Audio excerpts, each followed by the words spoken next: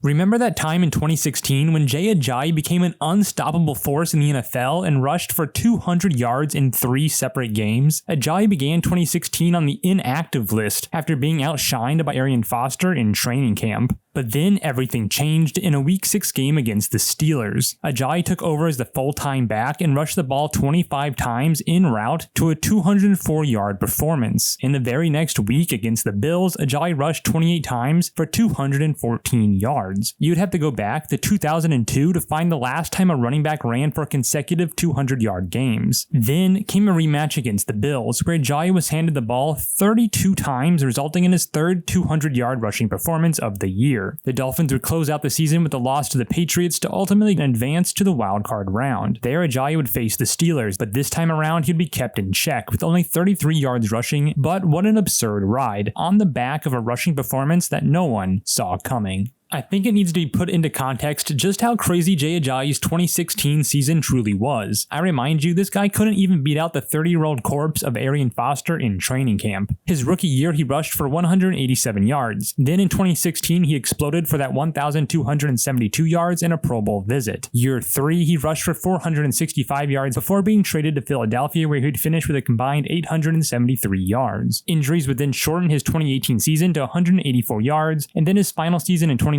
he would just appear in a couple games for the Eagles and finish with just 30 yards rushing. In other words, those 3 magical games account for a quarter of Ajayi's entire career. To put into further context the rarity of what Ajayi accomplished, let's consider every player to finish with 3 or more 200-yard games in a single season. O.J. Simpson in 1973 had 3 200-yard games in a season. Tiki Barber had 3 in 2005, Derrick Henry had 3 in 2020, and Earl Campbell had 4 in 1980. Some of the league's most elite backs, and then our pal Jay Ajayi. So how does Jay Ajayi run for 3 200-yard games in 2016? We can't necessarily blame it on bad defenses. Yes, Buffalo was in the bottom 5 in rush defense, but the Steelers were in the middle of the pack. Meanwhile, Ajayi's worst game as a starter that year came against the 32nd ranked 49ers defense. The number one answer I can point to is the Dolphins' offensive line, more specifically a group dubbed the Unicorns. Left tackle Brandon Albert, center Mike Pouncey, and right tackle Juwan James. With the addition of rookie left guard Laramie Tunsil, only 4 games would feature this Unicorn offensive line. 2 of those 4 games would be his consecutive 200-yard performances. Ajayi would average an insane 6.2 yards per carry behind this front, but dropped to 4 yards per carry and falling short of 100 yards in 10 of those 11 games played without the Unicorns. So where does this put us? The perfect mixture of a questionable run defenses, a dash of elite offensive line play, and a dose of Ajayi's own physical running style that created one of the most improbable running back seasons in the history of the NFL.